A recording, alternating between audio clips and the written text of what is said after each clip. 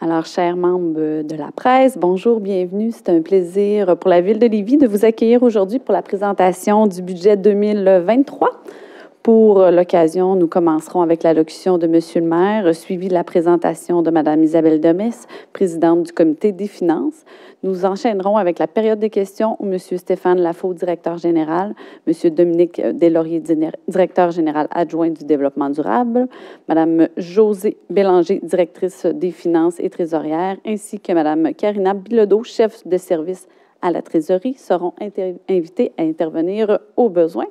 Alors, pour vous accueillir, j'ai vraiment le plaisir de céder la parole à M. le maire.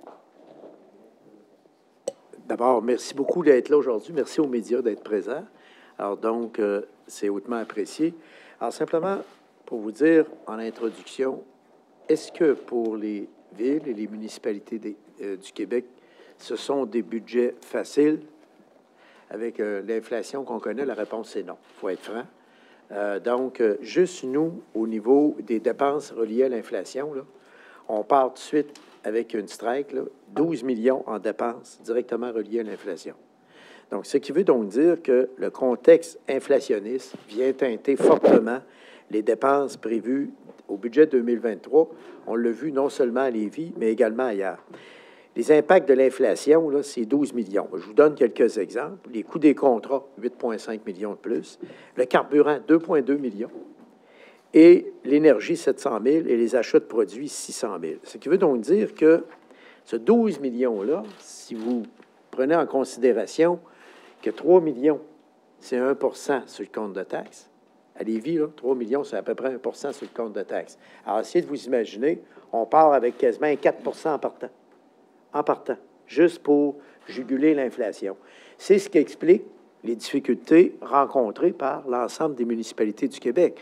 Parce que, tu sais, au fond, l'essence, on la paye le même prix, nous aussi, que les consommateurs. On peut avoir un certain prix si on fait des achats en gros, des regroupements, mais il reste quand même qu'on subit cette inflation-là.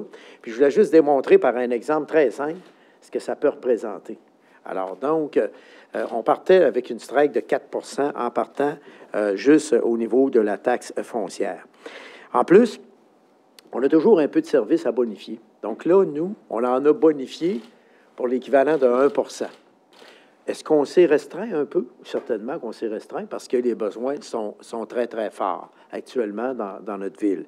Mais on est arrivé avec une bonification de 2,7 pour l'amélioration des services matières résiduelles, où on veut assurer une meilleure constance dans les services, l'ajout d'heures de glace, sentiers récréatifs, animation de nos lieux publics dans nos programmations. Cet hiver, je parcours Lévis. Cet été, je parcours Lévis. Animation dans le Quai Paquette, vous allez le voir cet hiver. On a quand même fait donc un sentier réfrigéré qui, en passant, le sentier réfrigéré du Quai Paquette va avoir 1 kilomètre. C'est le plus long sentier réfrigéré là, dans les villes et municipalités actuellement, et ici dans la région de Québec en tout cas, et contribution financière à la Société de transport qui va passer à 13,6 millions. Alors, tous ces éléments-là font en sorte qu'à un moment donné, on essaie de maintenir les hausses de taxes foncières inférieures à l'inflation. Et c'est la raison pour laquelle notre budget, bien sûr, est équilibré. C'est une obligation légale, donc il n'y a pas de surprise pour personne. C'est une obligation légale, donc il est à 358,7 millions. Et la variation de la taxe foncière pour une résidence unifamiliale, elle est actuellement de 2,6 ce qui représente 61 $ d'augmentation pour une résidence dont la valeur moyenne est de 329 700 $. Pour le reste, la tarification liée aux services, c'est une obligation légale qu'il faut que la tarification pour l'eau, la gestion des matières résiduelles et le traitement des eaux usées soient conformes donc au coût réel. Alors, bien sûr que là aussi, il y a eu des augmentations dans les renouvellements de contrats, il y a eu des augmentations dans l'essence. Alors donc, cela étant dit, cette variation, c'est les contrats, le renouvellement de contrats, et évidemment, vous le savez comme nous, les contrats sont majorés au niveau de cet élément-là. Et on a ajouté un autre item, l'amélioration de la fiabilité des services. Au niveau de la gestion des déchets, je ne vous cache pas que sur le 23 $, il y a un 9 je pense. Exact. 9 qui est relié à l'amélioration de services. Alors ça, c'est parce qu'on veut améliorer nos services, on veut assurer que notre fréquence soit payée convenablement. C'est la raison pour laquelle on a un plan qu'on a mis de l'avant, qui nous a été recommandé par le comité de gestion sur les déchets. Ce plan-là prévoit, grosso modo, dans les 2 ou 3 premières années, l'ajout de 2 camions en location avec des opérateurs. Et vous l'avez vu dans le programme d'immobilisation qu'on a présenté la semaine dernière, l'achat de 2 camions. Mais comme les 2 camions vont peut-être prendre un an et demi avant qu'on les aille, entre-temps, on va en louer avec des opérateurs. Et là, on devrait être bon pour fermer la boucle sur nos éléments. Alors donc, heureusement, ce qui nous aide dans notre cas, c'est que la croissance économique reste quand même soutenue, ce qui nous a permis de générer des revenus supplémentaires de 6,4 millions. Hein. C'est comme un 2 qu'on reçoit au niveau de la taxation. Et nous avons opté pour retourner à la population une partie de notre surplus accumulé, soit 3,4 millions. Donc, on est aux alentours. C'est comme si, dans le fond, on injectait à même le surplus durement ramassé par nos contribuables. C'est comme si on disait, on injecte environ 1 de la taxation à même les surplus accumulés. Alors, pourquoi on fait ça? Pour minimiser l'impact. On voit que tout le monde vit l'inflation. Et c'est la raison pour laquelle les villes et les municipalités sont un peu dans ce dilemme-là. On sait que nos gens en arrachent. La situation est difficile. Alors, on essaie de trouver un certain équilibre pour rester correct dans tout ça. Donc, on veut maintenir aussi notre stratégie de maximiser les paiements comptants. Alors, ce qui a pour effet, donc, de minimiser, bien sûr, les impacts des investissements sur la dette. On est à 113,6 millions en paiement comptant, avec notre fonds de roulement qui est inclus là-dedans, mais c'est quand même 113,6 millions sur 5 ans. Et on va atteindre, dès l'an prochain, notre objectif de 20 millions payés comptant. Souvenez-vous, on est parti avec 3, 4 millions, 5, 6 millions en 2017. Avant, c'était encore pire, la situation. Et là, on s'enligne vers 20 millions dès 2024 de payés comptant. Ça aussi, ça commence à apparaître dans la balance. Ce qui nous a permis, ce paiement comptant-là, c'est ce qui nous a permis, dans le PTI qu'on a annoncé la semaine dernière, c'est ce qui nous a permis de maintenir le volet qualité de vie. Parce que n'eût été de ce paiement comptant, c'est sûr que ça aurait été extrêmement difficile d'aller de l'avant avec des projets qualité de vie, surtout avec les taux d'intérêt qui montent, le coût des projets qui monte. On parle d'un 15-20 donc en moyenne d'augmentation pour les projets. Est-ce que ça va s'accentuer? On n'en sait rien, mais toujours est-il que c'est ça. Alors donc, ça nous aide beaucoup parce qu'on a quand même délivré des permis de construction pour 885 millions de dollars. On dépasse de 54 millions notre record. Et en novembre 2022, on a atteint la construction historique de 3000 nouvelles unités d'habitation. Donc, c'est 459 de plus que l'an dernier. Donc, ces nouveaux revenus combinés au paiement comptant, qui atteint 113 millions de dollars, nous ont permis quand même de calmer le jeu un peu, par rapport à la situation. Il ne faut pas oublier un autre élément, c'est qu'on a une particularité à Lévis que certaines autres grandes villes n'ont pas, c'est que nous, pour combler l'écart qu'on a, par exemple, avec les 5 villes comparables, qui sont Terrebonne, Saguenay, vous les avez vus, vous allez le voir tout à l'heure, il faudrait comme qu'on injecte 20 millions de plus dans notre budget. Alors, ça vous donne une idée que nous, on est plus à un niveau très basique au niveau des services. On n'a pas la marge de manœuvre que d'autres villes peuvent avoir. Donc, heureusement, ce qui nous aide, disons-le, c'est notre forte croissance économique, la plus forte croissance économique des 10 grandes villes. C'est ça qui nous aide vraiment actuellement et dont on s'est servi, effectivement, pour essayer de câbler le tout. Au cours des dernières années également, on a voulu maintenir une gestion rigoureuse des finances municipales. Et vous vous souvenez, en janvier, on a confié un mandat au comité de finances qui travaille très fort, donc pour le cadre financier mesurable à long terme. Et les résultats vont être déposés, on l'a annoncé la semaine dernière lors de la présentation du PTI, d'ici la fin de juin 2023. Entre-temps, le comité de finances met quand même en place certains éléments de ce nouveau plan, parce que ce n'est pas un secret pour personne. Ces plans-là, vous avez 3 exemples qui vont être contenus de façon plus permanente dans ce plan-là. Alors, on a quelques bonnes nouvelles aujourd'hui. Donc, le service de la dette est passé de 19,8 de l'ensemble du budget à 19,2. Le paiement comptant, évidemment, est à 113 millions pour les 5 prochaines années. Et on va atteindre notre objectif de 20 millions dès 2024. Et on a un endettement total à long terme pour la première fois sur les revenus. Endettement total à long terme sur les revenus parce que, souvenez-vous, le vérificateur général nous avait demandé de regarder davantage notre endettement sur les revenus. Alors, nous sommes passés de 144 en 2020 à 129 en 2021. Donc, ça, c'est intéressant. Alors, notre objectif, évidemment, on va le voir quand le comité de finances va déposer son plan. Alors, on va voir à ce moment-là quelles cibles ils vont nous donner par rapport au budget qu'il nous faudra atteindre. Alors, voilà, en gros, j'ai essayé de vulgariser le plus possible la présentation de notre budget et les facteurs qui nous permettent, malgré tout, de maintenir une taxation qui fait du sens. Alors, on pourrait y aller avec la courte présentation, donc, que Mme Demers pourrait faire. C'est bien ça. Et je voudrais, avant de passer la parole à Mme Demers, je voudrais sincèrement féliciter, donc, notre direction générale. Et aujourd'hui, c'est la première fois que vous voyez peut-être en action notre nouveau directeur général, M. Stéphane Lafaux, qui a participé, donc, qui a animé nos réunions ce matin. Merci beaucoup de l'avoir fait, M. Lafaux. Donc, je voudrais aussi remercier, donc, Mme Karine Bilodeau, donc, notre chef de service de la trésorerie, qui a fait un travail quand même exceptionnel au niveau de la préparation du budget avec toute l'équipe, donc, de la direction des finances. Et donc, avec Mme Josée Bélanger également. Donc, merci infiniment, Mme Bélanger, pour votre magnifique travail. Alors, donc, et on est très heureux de ça.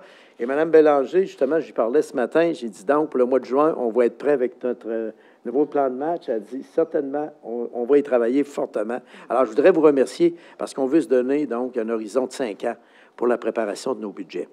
Donc, voilà, et je voudrais aussi remercier de façon toute particulière une personne qui a été très dévouée, qui a gardé le phare aussi, dû au fait qu'on avait notre directeur général qu'on avait bien hâte de voir arriver, mais je pense qu'on a une personne qui a assuré un intérim extraordinaire, M. Dominique Deslauriers, qui déjà était responsable de toute l'élaboration du programme triennal d'immobilisation et qui, en plus, donc, a travaillé énormément au niveau du budget avec tous les membres de la direction générale, l'ensemble des directions et l'ensemble du personnel. Je voulais vous dire également, en terminant, que dans le cadre budgétaire, toutes les demandes des élus, sans exception, ont été reçues positivement et nous avons répondu. C'est le mandat que moi j'ai donné comme maire, puis j'ai toujours donné. Vous répondez à toutes les questions et vous fournissez tous les documents demandés. C'est ce qu'on a fait de façon systématique.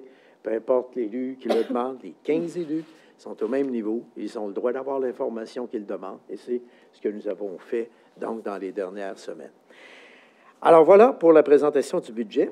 Alors, sans plus tarder, Madame l'animatrice. Merci beaucoup, Monsieur le maire. La parole. Merci à la direction des coms. Ah, je voulais vous le dire en passant. J'avais oublié, puis je ne l'ai pas dit pendant le OPTI, je le regrettais. Je m'excuse d'avoir à le faire, mais vous savez quoi? Nos documents sont très bien vulgarisés. Je voudrais les féliciter. Sur une page, ils ont réussi à bien résumer notre budget. On a eu la même chose la semaine dernière sur le programme triennal d'immobilisation. Et c'est nos gens des communications, je vois notre directrice qui est là, merci beaucoup, qui nous ont dit, on va essayer de vous aider à vulgariser davantage le budget et c'est une opération qui est fort réussie. Alors, merci à la direction des communications pour le magnifique travail, donc au PTI la semaine dernière et au budget. Voilà. Merci beaucoup, Monsieur le maire. Passons maintenant à la présentation du budget 2023 avec Mme Demers. Merci beaucoup. Merci, Monsieur le maire. Alors, concernant la présentation du budget 2023, nous vous présentons aujourd'hui un budget équilibré de 358 700 000. Alors, c'est la somme des dépenses et la somme des revenus. Ce budget présente l'ensemble des dépenses et des revenus qui permettent à la Ville de Lévis de fournir des services à la population, d'entretenir des infrastructures et de réaliser de nouveaux projets. Au niveau de la richesse foncière uniformisée de Lévis, on voit la progression de la richesse de 2014 à 2022. On est passé de 16 milliards à 20,8 milliards. Donc, ça nous montre la progression et la vitalité qu'on a ici à la Ville. Le taux global de taxation. On a fait une planche pour vous présenter les données 2021 des 5 villes comparables. M. le maire en a fait mention que si on allait se coller sur les revenus avec le taux global de taxation de la Ville de Terrebonne, il faudrait ajouter 23 millions au budget qu'on a présentement. Alors, le taux global de taxation est à 1,05 pour la Ville de Lévis. La moyenne est à 1,31. Puis, on a mis les historiques de taux global des 5 villes comparables. Vous pouvez voir que Lévis est très bas au niveau du taux global de taxation. Permis de construction, M. le maire en a fait mention dans le communiqué. La valeur des permis en dollars, en 2022, au 30 novembre, on est à 885 500 000. Et on peut voir qu'au 30 novembre 2022, on a déjà 3 000 unités d'habitation de plus sur le territoire au niveau des permis qui sont déjà émis. Donc, les constructions sont en cours, certaines sont terminées, certaines sont à terminer, mais c'est déjà 3 000 unités d'habitation supplémentaires sur le territoire en date du 30 novembre. Au niveau des revenus, alors, on fait la comparaison avec le budget 2022. Présentement, notre budget 2023, 258 700 000. Les taxes et tenants lieu de taxes pour 308 500 000. Revenus de sources locales pour 34,3 millions. Les subventions, 12 500 000. Et les affectations, ce qu'on va chercher dans le surplus, pour 3,4 millions. Ça totalise le budget. Et vous avez la tarte qui vous montre que il y a 86 % de nos revenus qui viennent des taxes et des tenants lieu de taxes. Alors, c'est énorme sur un budget comme le nôtre. Il y a 86 % de nos revenus qui viennent exclusivement des taxes. D'ailleurs, on va travailler dans le cadre financier pour d'autres sources de revenus pour nous aider aussi à diminuer ce pourcentage-là puis d'aller chercher d'autres revenus sur le territoire de la Ville. Au niveau des dépenses, alors, la masse salariale en 2023, c'est 152 500 000, un écart de 4,5 millions, et ça représente, si on va au niveau de la masse salariale, c'est 42,5 % de la masse salariale. En 2022, on avait 44,4 %. Les autres dépenses, 38,3 % comparativement à 35,8 % en 2022. Ça représente un montant de 137 500 000. Et on expliquait tout à l'heure, les écarts dans les autres dépenses, c'est 18,2 millions.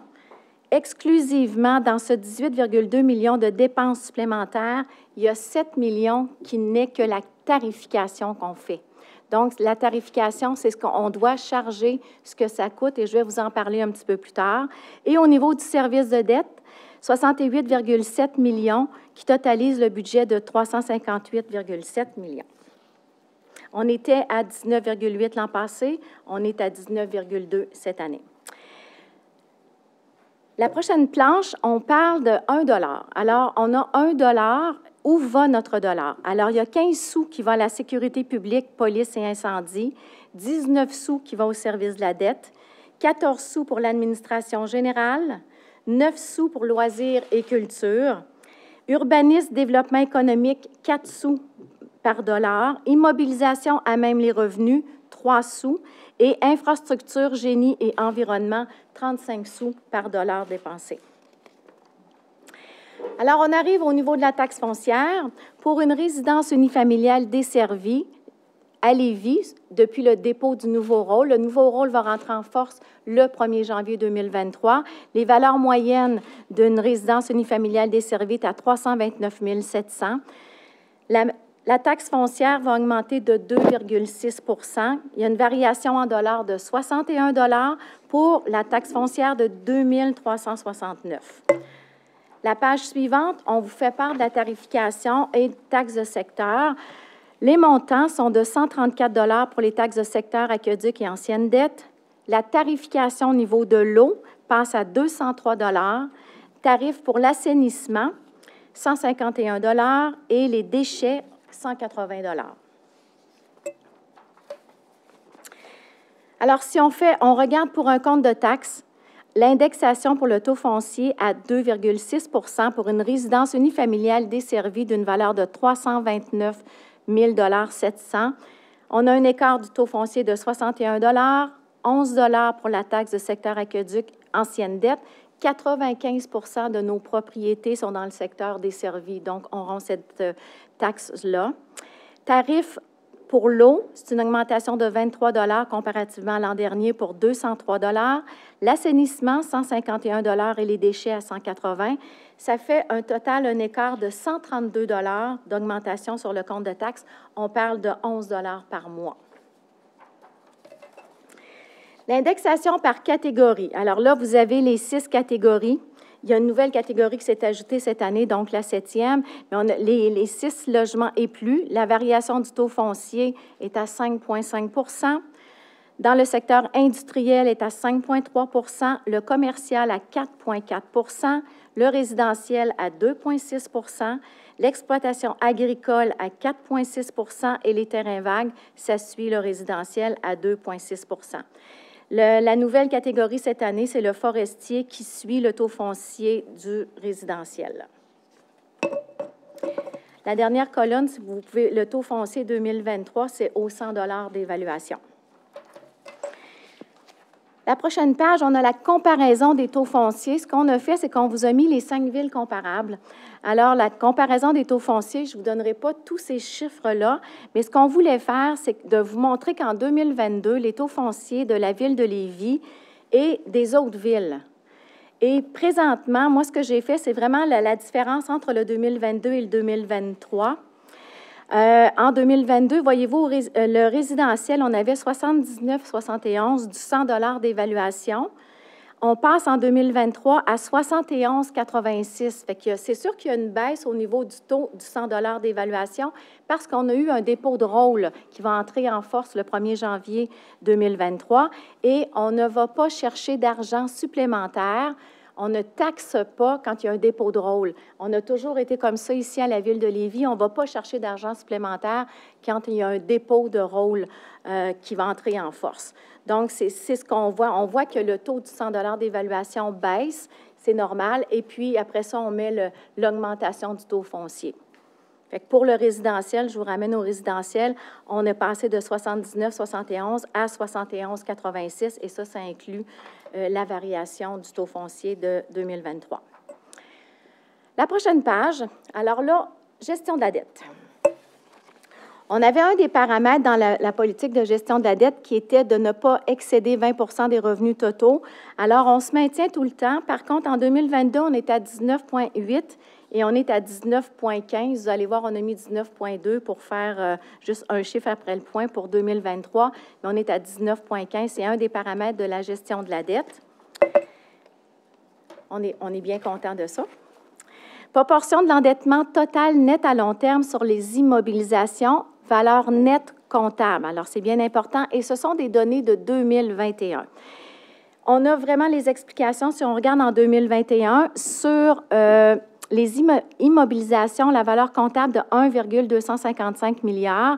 On a 488 millions d'endettement total net à long terme.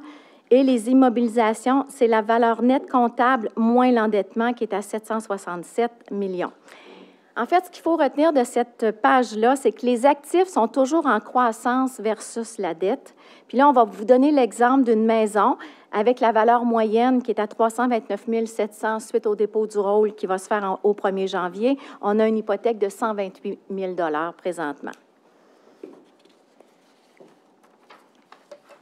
Le paiement comptant des immobilisations, alors on a parlé que le paiement comptant des immobilisations va faire 113,6 millions sur 5 ans à partir de 2023. Mais ce qu'on peut voir, c'est qu'en 2018, comme M. le maire le disait, on payait 6,4 millions en comptant et on est rendu pour 2023, on va payer 18 millions de comptants. Alors, on a vraiment l'échéancier les 5 prochaines années. On en a parlé un peu dans le PQI. Les 5 prochaines années, on aura 113,6 millions de paiements comptants, incluant le fonds de roulement. Et l'endettement total net à long terme sur les revenus, la donnée est au 31 décembre 2021. L'an passé, on était à 144 % et on est à 129,4 % pour 2021. Voilà, alors ça fait le tour de ce que je voulais vous entretenir. Merci beaucoup, Mme Demers. Merci. Nous allons maintenant passer à la période de questions. Je vous demande, s'il vous plaît, d'utiliser le microphone là, pour poser vos questions. S'il vous plaît, vous nommer, c'est très apprécié. Pour les questions portant sur d'autres sujets, ça sera fait en mêlée de presse à 17 h. Bonjour, Stéphanie Martin, Journal de Québec. J'aimerais parler de la hausse du taux de taxation. On parle de 2,5 pour les résidences unifamiliales. Par contre, dans les commerces, industries et chez les logements, les édifices de 6 logements et plus, on parle de hausse beaucoup plus salée, là, de 4,4 à 5,5 Est-ce que ces secteurs-là subissent un peu davantage que les autres l'inflation qui affecte un peu tout le monde?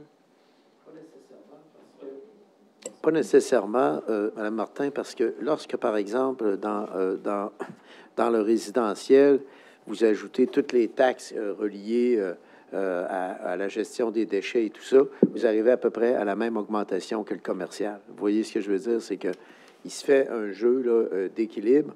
Alors donc, à partir de ce moment-là, ça veut dire que ce que vous payez au net ressemble, dans le commercial va de plus, là, va ressembler beaucoup à ce qui se paye dans le résidentiel. Vous voyez ce que je veux dire? Mais est-ce que vous êtes en train de dire que ça va coûter plus cher que plus 2,5 au résidentiel unifamilial? Bien, c'est-à-dire que nous, le seul élément sur lequel on peut jouer quand il y a une inflation qui est très élevée, c'est la taxe foncière. Donc, la taxe foncière, c'est l'augmentation que donnent les municipalités. Peut s'ajouter à ça la tarification. Mais je vous donne un exemple. Nous, la tarification des loisirs ou la tarification donc qu'on donne, elle suit plus le niveau de l'inflation.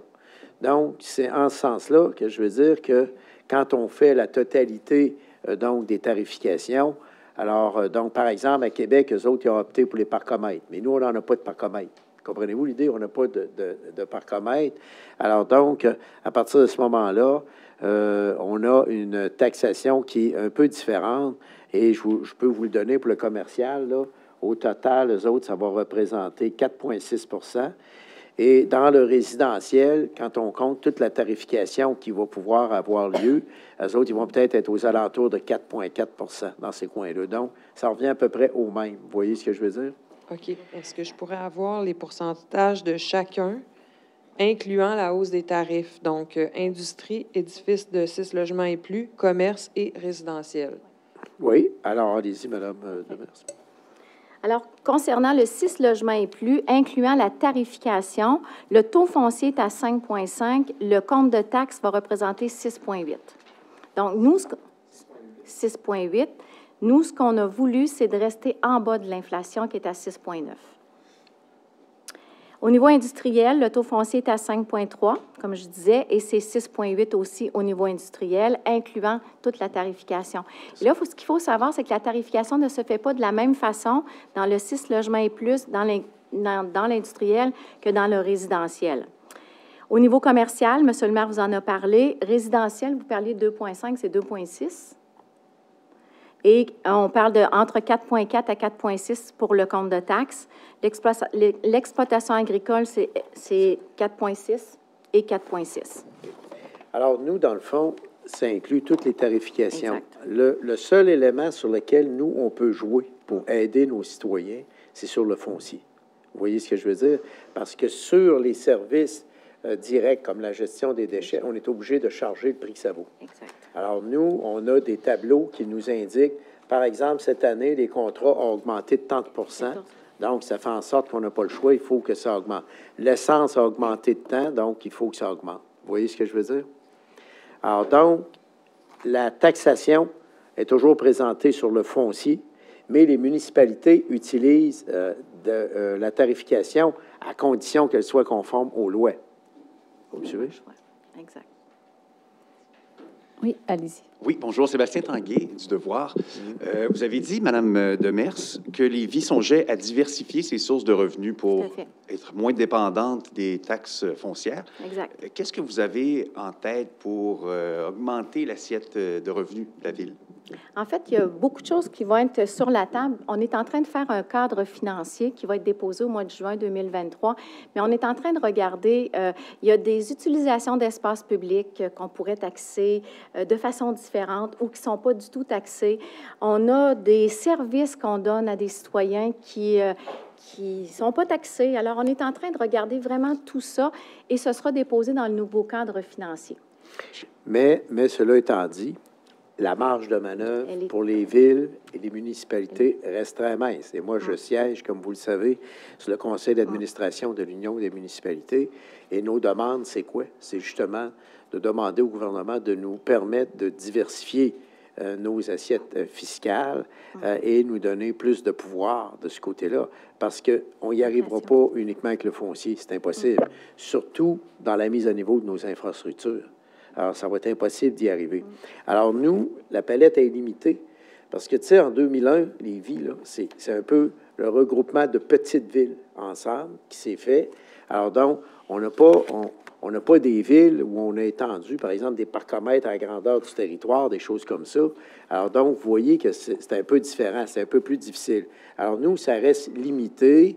Est-ce qu'on ne pourra pas jouer un peu dans le fonds parc? Est-ce qu'on ne pourra pas demander que certains équipements de parc soient payés par les promoteurs, des choses comme ça, mais ça va rester malgré tout limité, notre pouvoir de taxation.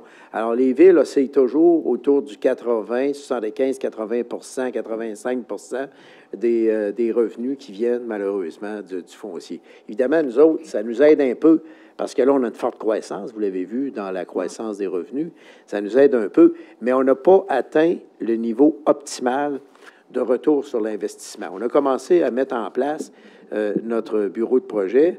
Et là, maintenant, on constate une chose, c'est qu'on va avoir des retombées d'ici 1 an ou 2 de nos investissements, où là, oui, en particulier dans l'industriel, on devrait avoir beaucoup de revenus.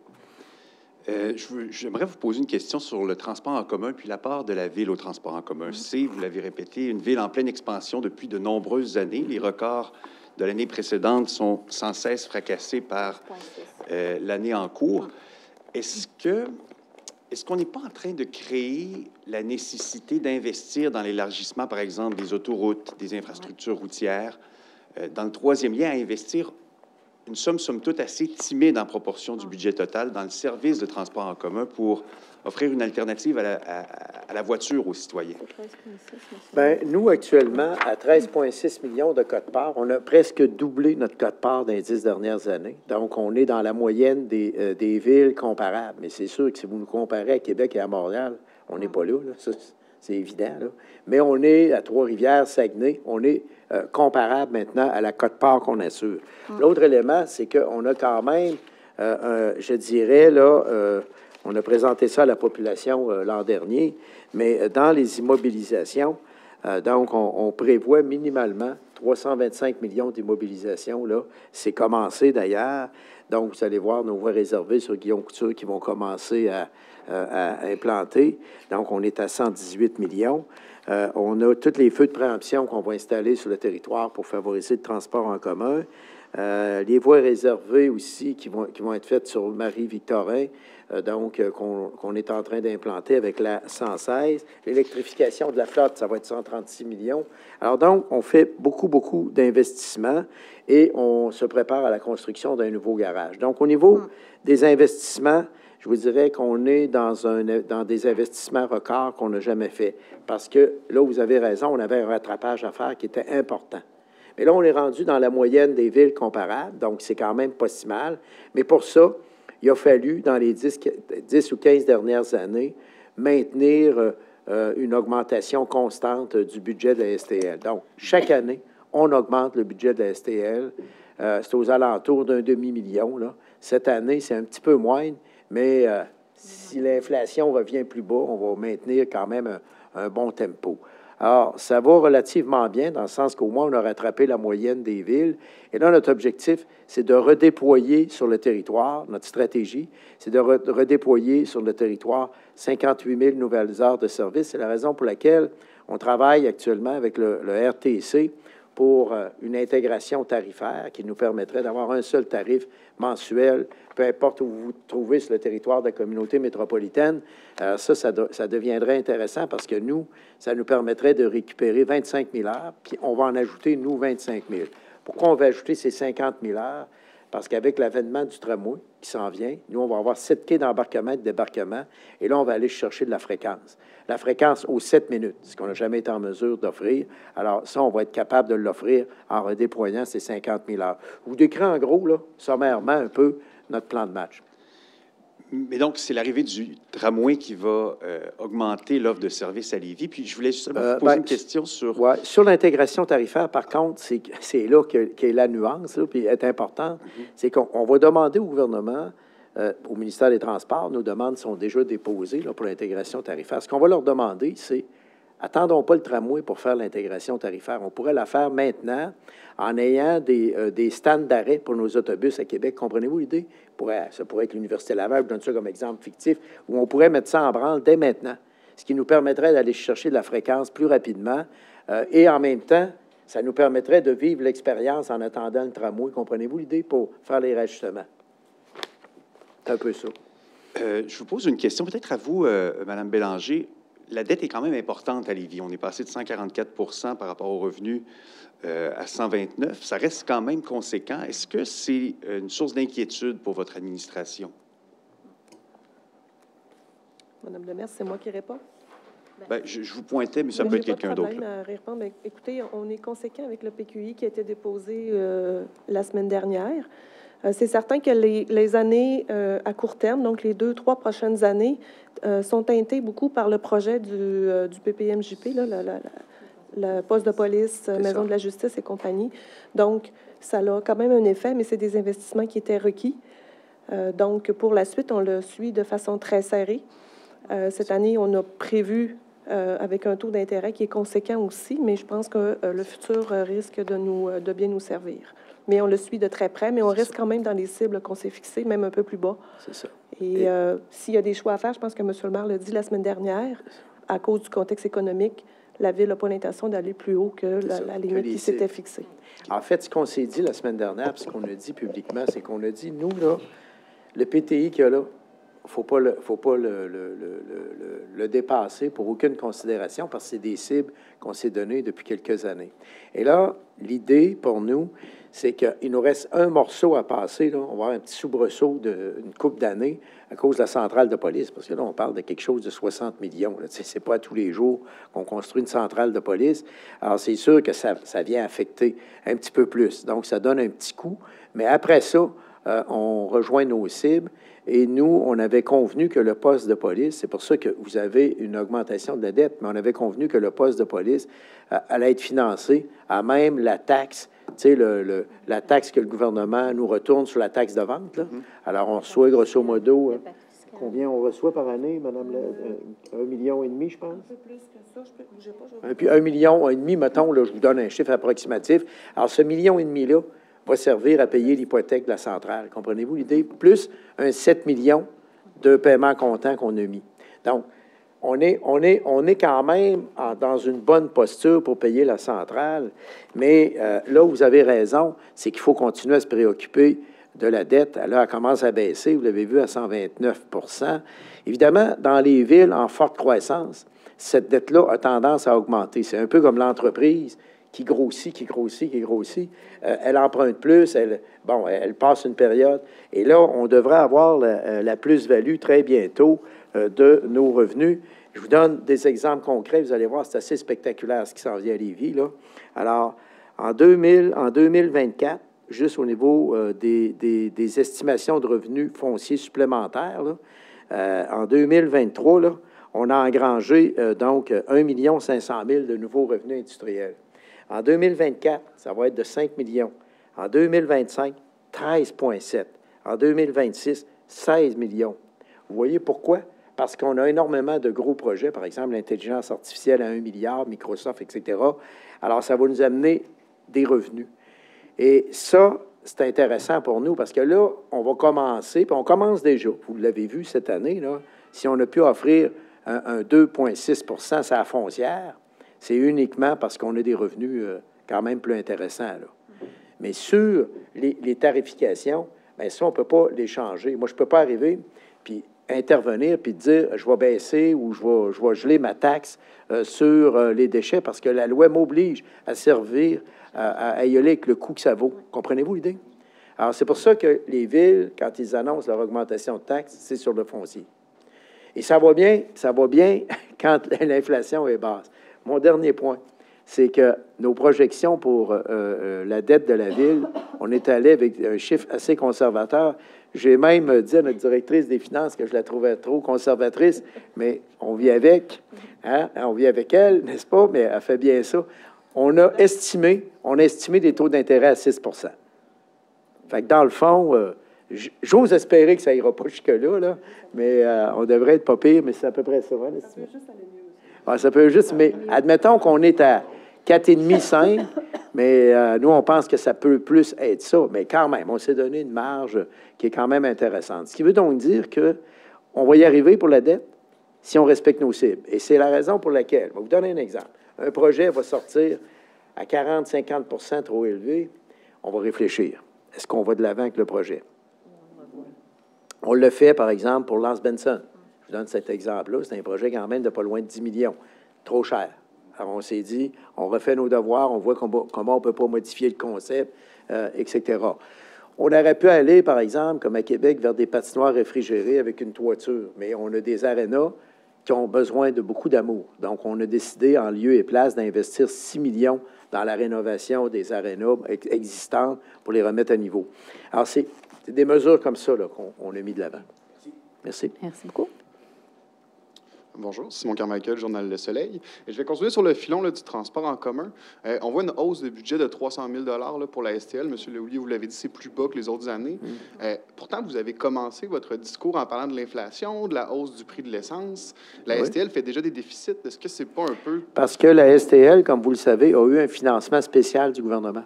Vous le savez comme moi. Alors, ils ont eu des sommes d'argent assez considérables pour pallier aux difficultés qu'elles ont rencontrées. Donc, il y a un petit peu plus de liquidité disponible. C'est la raison pour laquelle on leur a demandé un petit effort supplémentaire cette année, compte tenu du niveau d'inflation élevé, justement. C'est pour ça qu'on leur a demandé ce petit effort-là. On a vérifié avec eux et ils nous ont dit que ça n'affectera pas nos services, donc c'est correct. Mais on maintient quand même une augmentation parce que pendant des années, ce qui a nuit un peu, c'est qu'on avait gelé la quote-part qu'on donnait à la STL. Comprenez-vous l'idée? Alors là, nous, depuis une dizaine d'années, on l'augmente. Alors donc, ça aide beaucoup. Alors, il ne faut surtout pas mettre le compteur à zéro. C'est ça que je veux dire. Et ceux qui vont avoir une hausse de taxes les plus élevées, c'est les logements, les immeubles de 6 logements et plus. Pourquoi cette catégorie-là précisément? Puis quel avenir a cette catégorie de payeurs de taxes dans la ville de Lévis? Là, si on regarde ce qui pousse en ce moment à Lévis, c'est pas mal du 6 logements et plus. Bien, c'est-à-dire que ce qui est important pour nous, c'est que la densification amène aussi pour nous des conséquences au niveau du volet amélioration de qualité de vie. Et au fond, on va avoir des dizaines de millions, sinon même, voire même des centaines de millions à investir pour améliorer le volet qualité de vie. Parce que c'est pas tout de dire on densifie, mais il faut que vous assuriez que vous offrez en contrepartie les services. Or, actuellement, donc, c'est dans ces endroits-là où il va falloir investir le plus pour l'amélioration de la qualité des services. Je vous donne un exemple concret. Sur Guillaume Couture, nous allons absolument besoin, parce qu'on fait du redéveloppement, puis c'est une bonne chose. C'est pourquoi? Parce qu'on concentre notre développement dans des noyaux centraux, tels que recommandés par le gouvernement et la communauté métropolitaine qui dit qu'il faut densifier. Alors, à partir du moment où vous faites ça, ça veut dire que sur Guillaume Couture, on va devoir développer une piste multifonctionnelle, utilitaire, qui va partir du cégep jusqu'à la tête des ponts. Ça, au bas mot, c'est 30 millions de dollars. Donc, pourquoi on fait ça? Parce que les gens qui construisent donc des unités multifamiliales, alors donc, il y a des coûts pour nous à assumer et il faut vraiment, dans l'équité au niveau de la taxation, tenir compte de ces aspects-là. Et on reste malgré tout, si vous regardez la comparaison avec les autres villes, je pense que Mme Demers pourrait vous en donner des exemples. On reste malgré tout super concurrentiel. Mais reste que les études prouvent que, en fait, les constructions qui coûtent le plus cher aux villes, ce sont celles, les unifamiliales, notamment celles, on l'a vu la semaine dernière là, avec le PTI, là, sortir de nouvelles routes, les aqueducs, c'est très, très cher là, pour la ville de Lévis. Pourquoi est-ce que c'est les gens qui sont dans la densification? Bien, d'abord, ce qu'il faut dire, c'est que dans le développement des nouvelles rues, la tendance lourde, c'est que les villes ne paient plus rien. Alors, donc, par exemple, si un promoteur développe du résidentiel, bifamilial, trifamilial, unifamilial, il paie 100% des infrastructures. Donc, mais si par unité, le coût à la ville de Lévis est moins cher pour un 6 logements que pour une unifamiliale, pourquoi est-ce que la hausse de taxe ce que je veux juste vous dire, c'est que la densification, contrairement à l'unifamilial, amène un changement dans les boulevards urbains qui est majeur. Je vous donne un exemple. Le boulevard Guillaume-Couture n'a pas été configuré pour recevoir de la haute densité. Oui, il a été configuré pour la haute densité, mais il va manquer des éléments qualité de vie. Par exemple, si vous demeurez, vous louez un logement, par exemple, sur Guillaume-Couture, dans les nouveaux logements qui sont construits, alors il faudra, si vous voulez utiliser votre vélo, ça va commencer à être compliqué. Je ne sais pas si vous voyez ce que je veux dire. D'où la piste multifonctionnelle dont je vous parlais. Alors, c'est là que nous, on a des besoins d'améliorer. Et on a regardé l'équité avec les autres villes. Je ne sais pas, Mme Demers, si vous pourriez donner quelques chiffres. Et vous allez voir, on est très équitable, malgré tout, dans le 6 logements. Je veux juste mentionner, dans le 6 logements, on est pour le 100 $ d'évaluation. En 2023, on passe à 76,43 du 100 $, 76 sous 43 du 100 $ d'évaluation. Sherbrooke, en 2022, donc on s'attend à ce que ce soit un peu plus élevé, est à 99 sous du 100 $ d'évaluation, presque 1 $. Saguenay est à 1,12 $. Terrebonne est à 83 sous du 100 $ d'évaluation. Trois-Rivières, 1,16 $. Et Québec, 85, presque 86 86 sous du 100 $ d'évaluation. Est-ce que c'est du rattrapage? Est-ce qu'on fait du rattrapage pour la haute densité? Monsieur le maire, vous parlez de Guillaume-Couture. Je parlerai aussi de la route des Rivières où on voit de la densification. On va avoir quelques dizaines de millions de dollars à ajouter pour, par exemple, du surdimensionnement au niveau des aqueducs et des égouts. C'est ce qui explique tout ça. C'est que nous, dans le fond, ce qu'on essaie de faire, c'est de conserver une équité entre les divers types de développement dans notre ville. Vous voyez ce que je veux dire? Un peu ça. Merci beaucoup, M. Carmichael. Oui. Bonjour, Pierre-Alexandre de Radio-Canada. Je veux juste continuer là-dessus. Oui. M. Lohier, je vous challenge encore là-dessus. On dit qu'on a octroyé un record, encore une fois, de permis de construction. Plus il y a de monde, si je comprends bien, dans une ville, plus ça prend ces services-là dont vous parlez. Quand on fait le lien avec la dette aussi, je ne sais pas, peut-être qu'un jour, vous allez devoir bâtir des nouvelles usines de traitement des eaux usées, etc. Comment dans ce contexte-là, on peut être confiant pour la suite des choses avec la dette? C'est vraiment là, parce que là, actuellement, vous l'avez vu, la nouvelle tendance, c'est qu'on prévoit des baisses dans le résidentiel. Hein, vous l'avez vu dans les médias d'information. Donc, est-ce qu'on va maintenir le rythme qu'on connaît actuellement dans la densification? On n'en sait rien. Mais nous, notre élément clé, c'est qu'au cours des 2 dernières années, on a investi pas loin de 100 millions de dollars pour la viabilisation de rues industrielles. Et là, ça commence à nous porter fruit. Et nous, notre flambeau, ça va être vraiment le développement industriel. J'en ai parlé tantôt. On prévoit dès 2024, on avait en 2023 des nouveaux revenus de 1 500 000 dans l'industriel. Et on va passer en 2027 à près de 25 millions de nouveaux revenus. Ça vous donne une idée de l'ampleur du développement industriel qu'on connaît. Je vous donne un exemple concret, là, qu'on n'a même pas comptabilisé là-dedans. S'il y a une annonce d'ici la fin de l'année de la reconnaissance de la DEVI, vous savez quelles sont les exigences du gouvernement fédéral? Il faut qu'ils investissent au bas mot 700 millions pour l'amélioration des équipements sur le site. Donc, ça, c'est de la valeur foncière. On s'entend. Ça ne veut pas dire que tout va être taxable, là. On l'évaluera. Mais admettons qu'il y en a 70 de taxables, c'est énorme. Vous voyez ce que je veux dire? Alors, c'est l'équivalent presque d'un développement résidentiel de nos 3000 logements. Je ne sais pas si vous voyez ce que je veux dire. C'est quasiment l'équivalent de nos 3000 logements annuellement, là, en termes de revenus. Alors, ça devient drôlement intéressant pour nous. Alors, c'est la raison pour laquelle, nous, ce qu'on a fait, c'est qu'on a élaboré une stratégie en 2 temps. La première, on s'est dit, on va faire le plein le plus possible pour aller chercher des gens chez nous. On a 4200 citoyens qui ont choisi de s'implanter à Lévis. Et là, l'avantage qu'on a, ça c'est important de le dire, c'est qu'on a maintenant des sols migratoires, même avec Montréal, qui sont positifs. Les gens viennent ici parce qu'il y a des emplois maintenant. Alors ça, pour nous, c'est intéressant parce que chaque fois qu'on développe 3000 unités de logement, on attire chez nous de jeunes familles aussi. Il ne faut pas l'oublier. Et ça devient drôlement important pour nous. Alors, de plus en plus, dans nos sols migratoires, c'est pas du monde qui arrive de la région Chaudière-Appalaches qui s'installe chez nous, là. Chaudière-Appalaches peut arriver au 12e rang. C'est des gens qui viennent ici pour y travailler, et notamment au niveau de l'immigration. Je vous donne juste cet exemple-là. On est passé, tenez-vous bien, en 2015-2016, de 4000 immigrants, on est rendu à 7100, 7200.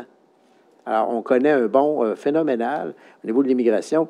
Nul doute qu'avec les 15 milliards de contrats privés à la Lévis, c'est clair que ça va augmenter énormément, là, parce que, honnêtement, on va devenir un milieu de vie économique attractif, puisque la construction navale, ça va être l'équivalent de l'aérospatiale. Et juste pour vous donner une idée, pour la construction navale, déjà, la direction du développement du territoire, il y a des entreprises qui vont être des sous-contractants qui appellent pour s'installer. Comprenez-vous? Alors, donc, c'est sûr que nous, actuellement, on a diversifié notre palette un peu en se disant, on va aller sur le résidentiel dans un premier temps. On savait que les perspectives du résidentiel pourraient chuter un peu. On va voir qu'est-ce que ça va donner. Malgré tout, nous, je vous le dis, là, on est passé de 3 de disponibilité d'unités actuellement à 1 Donc, on est dans le rouge, comprenez-vous? On manque de logements. Alors, donc, on va voir la suite des choses. Mais pour la densification, ce qu'on a fait, vous avez raison, on a ramené une certaine équité par rapport aux autres payeurs de taxes, au fond. J'écoutais la mise à jour économique du ministre Girard la semaine dernière. Vous dites que l'inflation nous frappe de plein fouet, 12 millions. Lui, il s'est fait le gouvernement s'est fait un espèce de scénario qu'il dit alternatif, là, ou pessimiste, comme vous voulez, avec un coussin de 8 milliards de dollars. À quel point ça vous inquiète, ça? Il y a plusieurs économistes qui disent on a atteint le pic, mais qu'on pourrait rentrer dans une récession. Qu'est-ce que ça pourrait vouloir dire pour la ville de Lévis de rentrer dans une récession? Bien, ça peut vouloir dire qu'il va falloir qu'on procède assez rapidement à la modernisation de nos entreprises, à leur robotisation. Et ça, c'est un élément qui est fondamental. Pour les finances de la ville, là, qu'est-ce que ça peut dire si on passe en récession? Ah, nous, si on passe en récession, là, je vais vous le dire franchement, là, nous, c'est notre deuxième stratégie qui est l'industrielle. Parce que les revenus anticipés que je vous donne ne sont pas fictifs. C'est des travaux qui sont en cours, vous me suivez, ou qui vont débuter dès 2023. C'est des projets safe. Les terrains sont achetés, etc. Alors, ce que je veux vous dire, c'est que nous, à l'horizon 2027-2028, je prévois même en 2028 être rendu à 29 millions de nouveaux revenus industriels. Alors donc, ça vous donne une idée, là, 3 3 millions, c'est 1 sur le compte de taxes. Donc, c'est énorme. Alors donc, nous, c'est sûr et on a un immense potentiel de développement industriel à Lévis. Alors, on a joué cette carte-là en même temps qu'on a joué la carte de l'habitation. Les deux mixés ensemble, ça fait en sorte qu'on est capable. On n'a pas d'autre moyen, nous, parce que, vous le savez comme moi, c'est que un des seuls revenus qui nous est accordé, c'est la foncière. Et là, ça devient... Et c'est la raison pour laquelle, vous avez raison tantôt, lorsque les questions ont été posées, il faut qu'on maintienne le cap pour nos cibles d'emprunt. Puis le paiement comptant. Alors, c'est les seules façons qui fait qu'on va être capable de faire face à la récession. Payer de plus en plus comptant, parce que là, au moins, ça te permet de te payer des... S'il y a une récession, bien, au moins, on ne laisse pas tomber le volet qualité de vie, parce que c'est toujours le volet qui tombe le premier, hein, quand arrive une récession ou quand arrivent des temps plus difficiles, comme l'inflation. Alors, on a pu quand même maintenir notre PTI qu'on a rendu public la semaine dernière. On a réussi quand même à maintenir de beaux équipements de qualité de vie grâce à cet équilibre qu'on essaie d'aller chercher. Mais c'est pas facile, vous avez raison. Notre marge de manœuvre est mince. Merci beaucoup. Donc, s'il n'y a pas d'autres questions, c'était le mot de la fin. On va faire une photographie officielle. Merci beaucoup de votre présence. Est-ce qu'il y avait d'autres questions? Ça va? Non, ça va. Donc, on va y aller pour la photo. Pardon? Oui.